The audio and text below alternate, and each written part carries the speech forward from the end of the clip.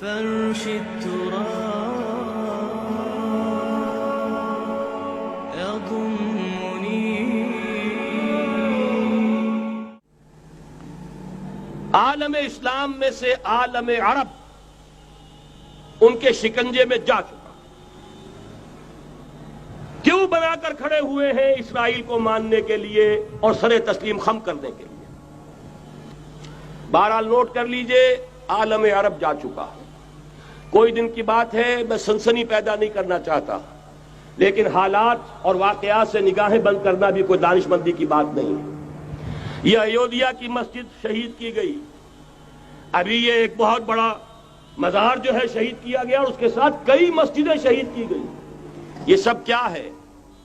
یہ مسلمانوں کی نفس دیکھی جا رہی ہے کہ کوئی غیرت اور حمیت نام کی کوئی شے باقی ہے.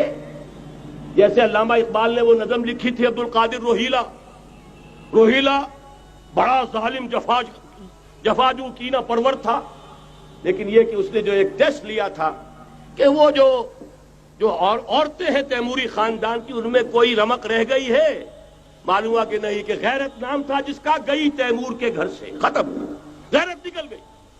اسی طرح ایودھیا کی مسجد، اب چرار شریف، اور یہ کوئی دن کی بات ہے کہ اب مسجد اقصی کا نمبر آیا کہ آیا. اس کے لیے پوری تیاریاں ہو چکی ہیں. یروشلم کا مشرقی حصہ خالی کرایا جا چکا ہے، اس کے اندر اب پورا تسلط یہودی کر رہے ہیں. یہاں تک کہ اب کے یاسر عرفات صاحب نے بھی کچھ نہ کچھ جو ہے احتجاج کی بات کی ہے، حالانکہ اب تک ہر بات مان کر منقار زیرے پر تھا. لیکن یہ کہ ایک وقت آتا ہے آخر کار اسے بھی کچھ بولنا پڑ گیا ہے. لیکن یہودی اب پیچھے قدم ہٹانے والا نہیں ہے. ان کا تھرڈ ٹیمپل، تیسری مرتبہ ہیکل سلیمانی تعمیر ہونا ہے. نوٹ کر لیجئے، ان کے لیے وہ وہی کچھ ہے جو ہمارے لیے کعبہ ہے. ان کے لیے ہیکل سلیمانی بالکل وہی حیثیت رکھتا ہے جو ہمارے لیے کعبہ. وہ ہیکل سلیمانی ایک مرتبہ پہلے نبوکدنضر کے ہاتھوں مسمار ہوا، پھر سن 70 عیسوی میں ٹائٹس کے ہاتھوں مسمار ہوا. سن 70 کے بعد آج 1995 میں کتنے برس ہو گئے؟ پورے 1925 برس ہو گئے کہ ان کا کعبہ زمین بوس پڑا ہوا ہے. اب تک تو ان کا بس نہیں تھا، اب تو بس ہے کہ نہیں؟ اب ان کی حکومت ہے کہ نہیں؟ اب شاہ حسن ہو چاہے شاہ حسین، ان کے نوکر اور چاکر ہیں یا نہیں؟ اب انہیں ڈر کس کا ہے؟ لہذا کوئی دن کی بات ہے مسجد اقصی شہید ہوگی اور ٹیمپل کی تعمیر شروع ہوگی. یہ تو بہرحال ایک نقشہ ہے. اگلا نقشہ آپ کو بتانا چاہتا ہوں، ایک دوسری تصویر ہے. یہ تصویر ہے زمینی، ایک تصویر ہے آسمانی. وَمَكَرُوا وَمَكَرَ اللَّهُ وَاللَّهُ خَيْرُ الْمَاكِرِينَ. انہوں نے اپنی سی تدبیریں کی، اللہ نے اپنی تدبیر کی، اور ظاہر بات ہے اللہ کی تدبیر سے بہتر تدبیر کس کی ہوگی؟ چنانچہ یہودیوں کی سازشیں اس وقت بھی ناکام ہوئی تھی یا نہیں؟ ظاہر بات ہے جاء الحق وزهق الباطل ان الباطل کان زهوقا.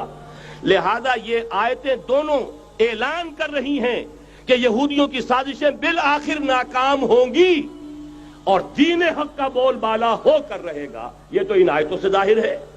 یریدون لیطفئوا نور اللہ بافواہہم واللہ متم نورہ ولو کرہ الکافرون. یریدون ان یطفئوا نور اللہ بافواہہم ویابى اللہ الا یتم نورہ ولو کرہ الکافرون. هو الذی ارسل رسولہ بالہدی ودین الحق لیظہرہ علی الدین کلہ ولو کرہ المشرکون.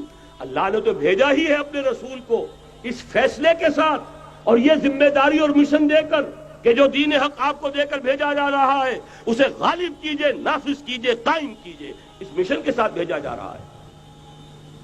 قرآن کہتا ہے ببانگ دہل وما ارسلناک الا کافۃ للناس بشیرا ونذیرا.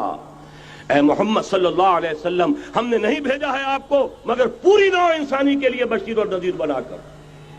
تو جان لیجئے کہ یہ مقصد بعثت محمدی صلی اللہ علیہ وسلم بتمام و کمال اس وقت پورا ہوگا جب کل عالم انسانیت پر، کل روئے ارضی پر اللہ کا دین اسی طرح غالب ہو جائے گا جس طرح کہ محمد رسول اللہ والذین معہ صلی اللہ علیہ وسلم ورضی اللہ تعالی عنہم اجمعین، ان کے ہاتھوں سے، ان کے ایثار سے، ان کی قربانیوں سے، جن کا نقشہ آپ کے سامنے مولانا کھینچ چکے ہیں، ان کی احسار، ان کی قربانیاں، ان کی محنت، ان کی جفاکشی، ان کی سرفروشی، ان کے جان تن من دھن لگا دینے کے نتیجے میں جیسے اس وقت غالب ہوا تھا، کل روئے ارضی پر غالب ہوگا، تب کہیں جا کر مقصد بعثت محمدی مکمل ہوگا۔ یہی وجہ ہے اقبال نے کہا تھا وقت فرصت ہے کہاں، کام ابھی باقی ہے، نور توحید کا اتمام ابھی باقی ہے۔ لیکن ساتھ ہی خوشخبری بھی دی تھی، یہ چمن معمور ہوگا نغمہ توحید سے، آئے گا وہ دور، یہ چمن معمور ہوگا نغمہ توحید سے، لازماً آ کر رہے گا۔